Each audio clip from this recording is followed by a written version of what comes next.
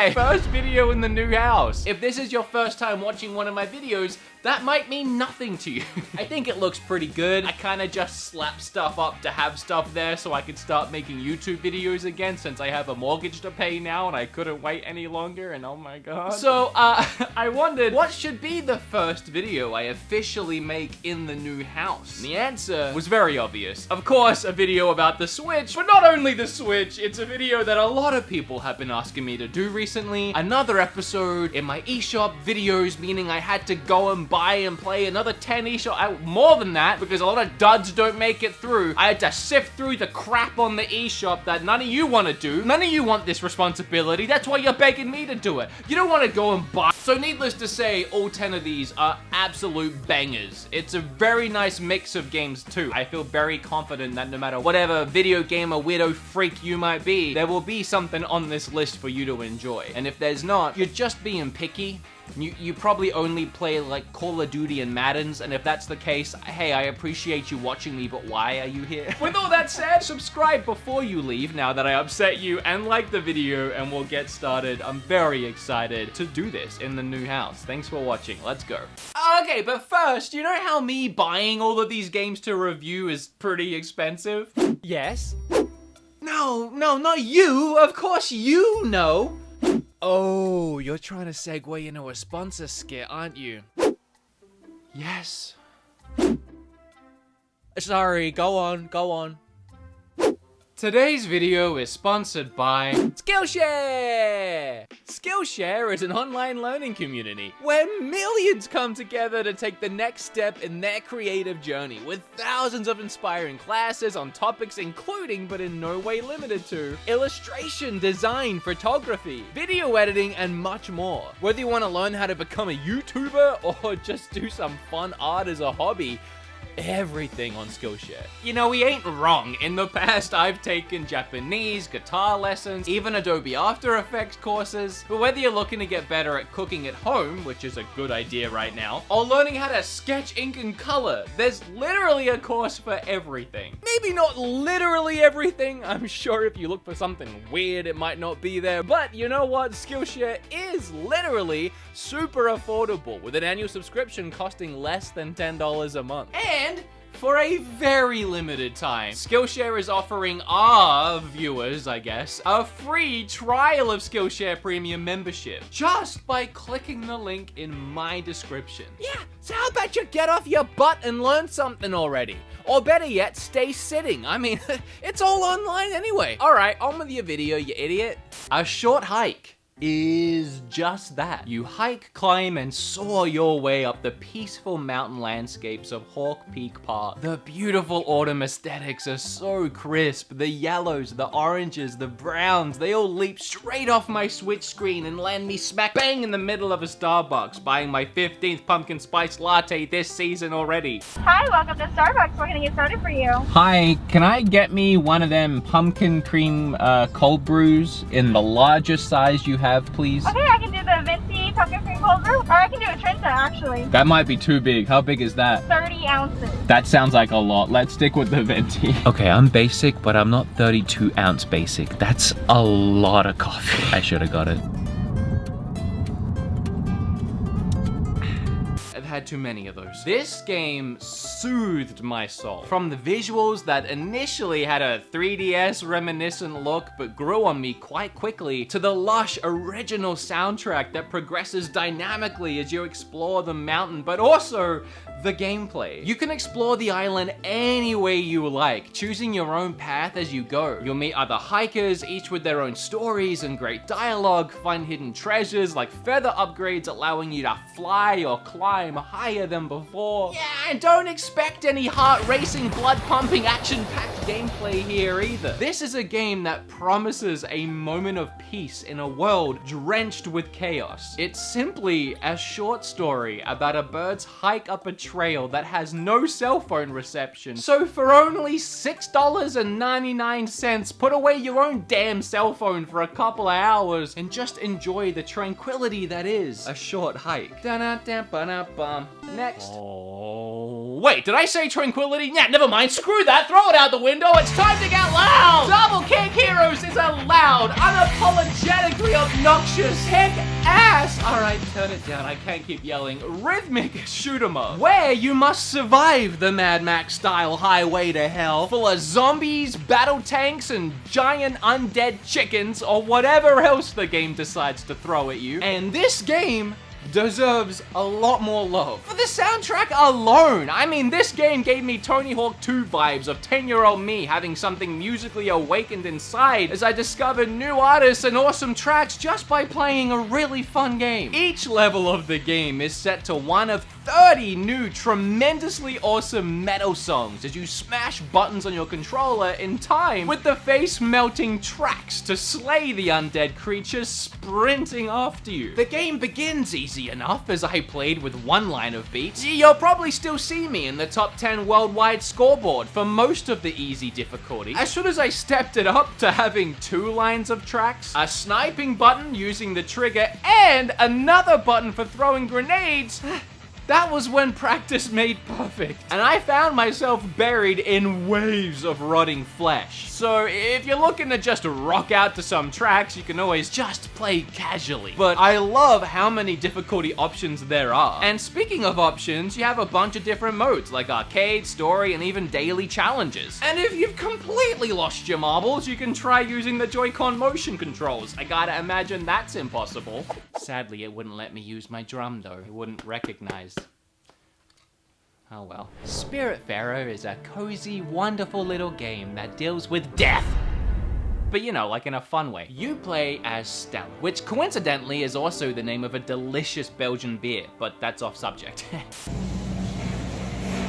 I don't drink, but it's delicious. Stella is a fairy master to the deceased who, with your aid, befriends and cares for spirits before releasing them into the afterlife. You do this by helping the spirits with whatever they need to accept their fate and just move on already. There are many different requests given from these spirits that will have you farm and mine, fish, harvest, cook, and even craft your way across the mythical seas. Featuring gorgeously hand-drawn and animated characters, Spiritfarer is a management sim that as you play will have you building things like kitchens to cook your food, farms, and even little guest homes for the spirits to temporarily live in. There is plenty more you will create upon your ship, and even more you can find and discover by sailing to other islands and exploring the world around you. But what this game does best is deal with its underlying themes of death and acceptance in a way unlike any other game has even attempted to before. The story and dialogue is brilliantly written, with believable characters and moments that will have you questioning your own real-life purpose on this planet. I grew attached to so many of my spirit guests and new friends, and then right as I felt like I had finally gotten to know them, it was time for me to help them move on, and they were gone. In a beautiful way, by helping these spirits accept their own mortality, the game in turn teaches you the acceptance of death itself. I get chills. I got chills when I wrote that, and I got chills when I said that. And if you weren't sold on the game already, you can play co-op with a buddy, and your buddy gets to play as the cat. So yeah, buy it.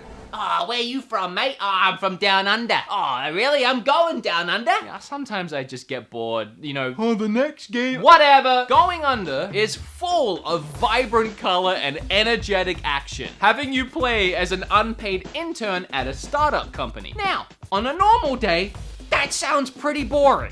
Who wants to play that game, right? Until you find out that your job is going into the dungeons underneath the building, which are filled with other failed startups from previous years, and all the employees were left down there to collectively lose their minds and go barbaric. I feel like that breaks some HR rules, but who am I to judge? They made a fun game out of it. As you progress through the defunct businesses, you'll find failed dating sites, gig workers, or cryptocurrencies. And of course, horrible bosses. Literally, at the end of each world, you find a horrible boss. And you know, it's a workplace game, so bosses, never mind. You slide down into the bottom floor and find an office-themed dungeon waiting for you. Which to me, working in a cubicle always felt like a dungeon sentence. So, not too far from the truth here. You know, until the previous workers try to cave your head in with office supplies. I mean, that's a little different to my experience working in Optus Mobile. This is where your roguelite adventure begins, and the best part is almost everything you find in these rooms can be used as a weapon, from laptops to brooms and even body pillows. You can find actual weapons too, but I'd rather smack someone over their head with a keyboard,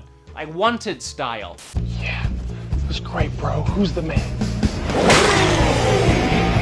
Oh dang, that was Chris Pratt. I didn't realize till I looked it up for this video. Not only the better you will get at learning enemy attack patterns, but the more permanent upgrades and skills you can unlock to make the next go round more likely to be the one you don't die on.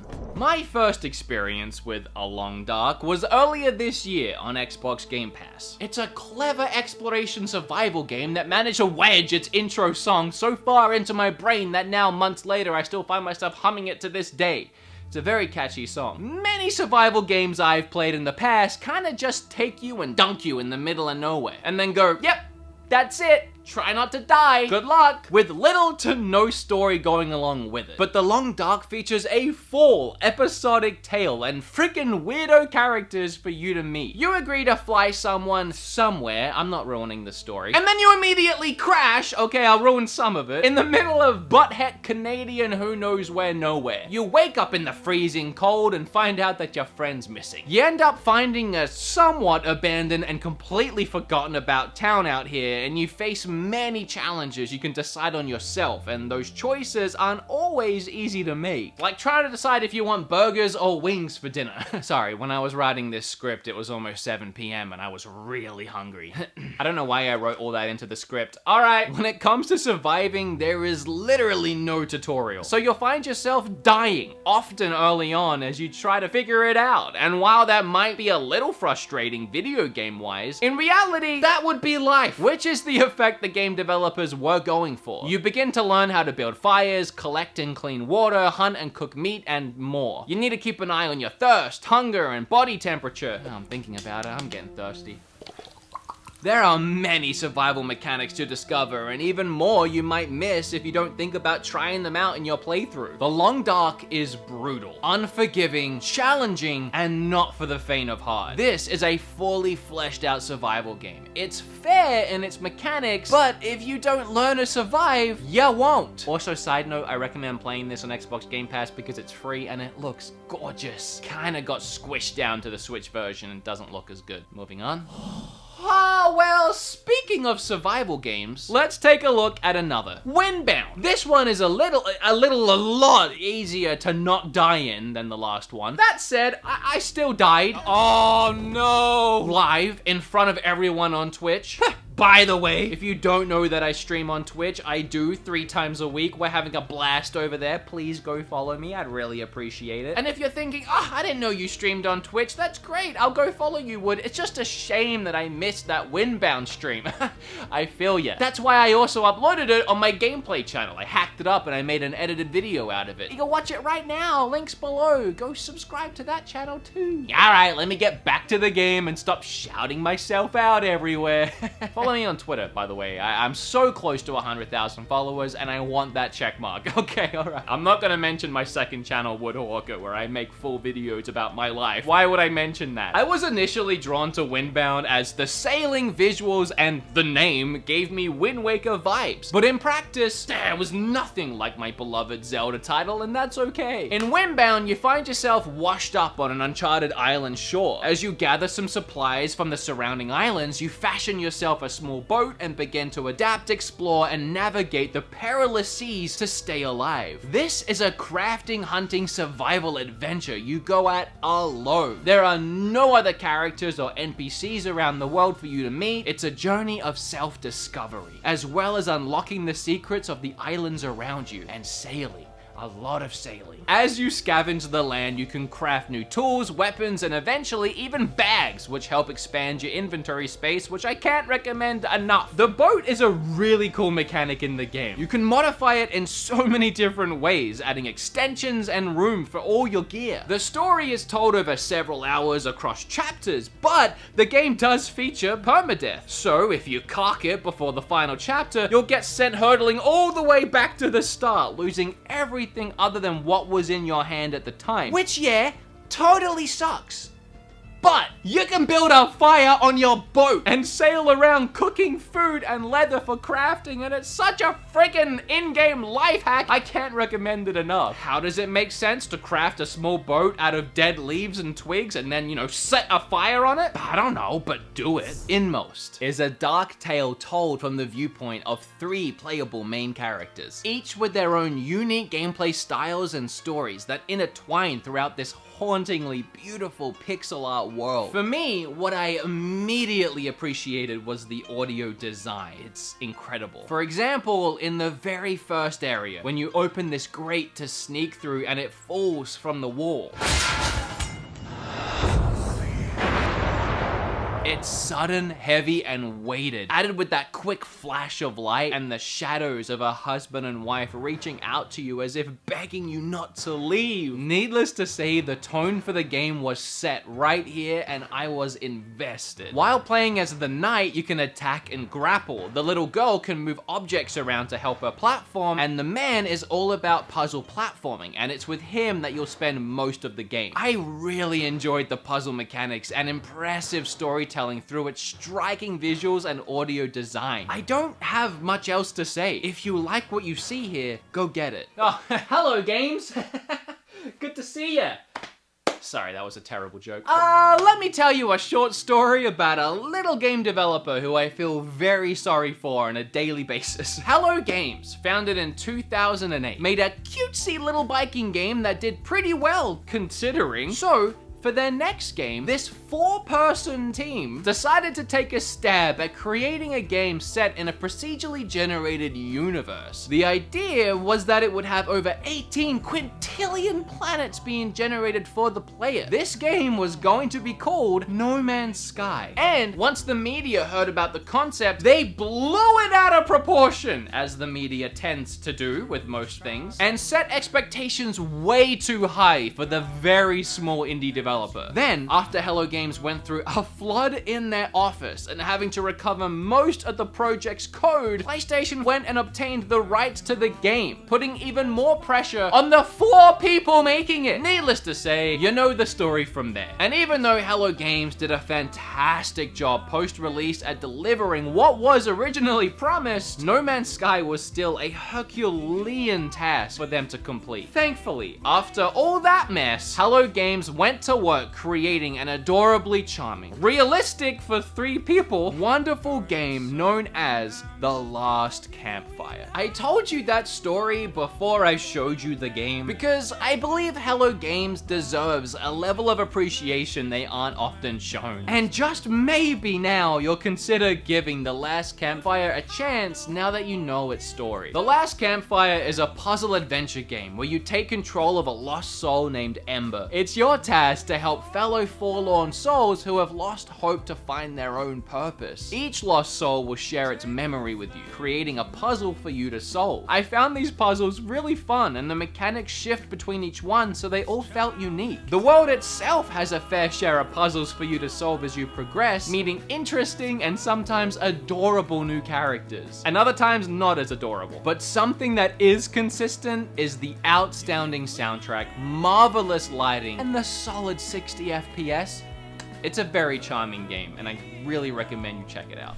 Next game's pretty normal, nothing really out of the ordinary. It's just a little thing called Fight Crab, where you fight as crabs. It's a Fight Crab.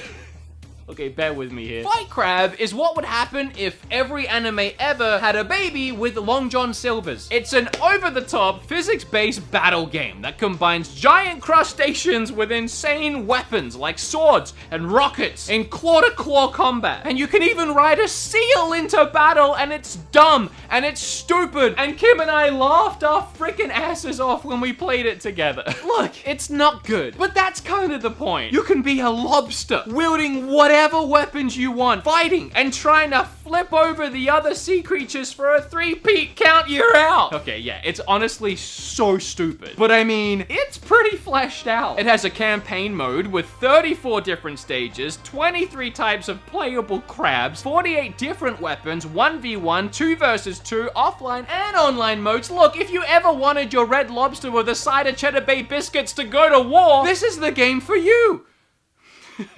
Kim and I loaded this game up as a joke one night when we were bored, and we ended up laughing ourselves stupid and playing it for far longer than I care to admit. It's impossible to control, stupidly competitive considering the context, but you can do a Kamehameha as a crab, so all in all, 20 bucks well spent. Really, this game should be free or like $5. I don't think to most people it's going to be worth 20 bucks, but I really like it.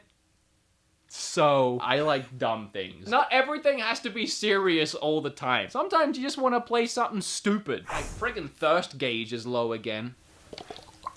I don't really even know what needs to be said about both Ori and the Blind Forest and Ori and the Will of Wisps. These games were created by the indie team Moon Studios and somehow ended up being two of the best games the Xbox had to offer. And that's in no way a slight to the Xbox and its lack of exclusives. No, it's just truly a testament to how good both of these games are. With my honest opinion being that these are the best Metroidvania games ever created. And now you can both play and cry along with these games on your Nintendo Switch. That story in Blind Forest still gets me every time. Right at the start and right at the end. Can't help it, but big man baby. Ori and the Will of the Wisps is every bit as good as the first. Nah, you know what? Screw that. It's better than. It's every bit better than the first. With the developers completely outdoing themselves with all new mechanics and abilities, even going as far as to somehow improve that visuals, the lighting, story, gameplay, and so much more that made the first game so wonderful. This time around, you have, no spoilers please, an adorable little owl friend who you lose immediately at the start of the game and you have to go find him. As you start the game, you quickly notice you can now physically attack using weapons, whereas before,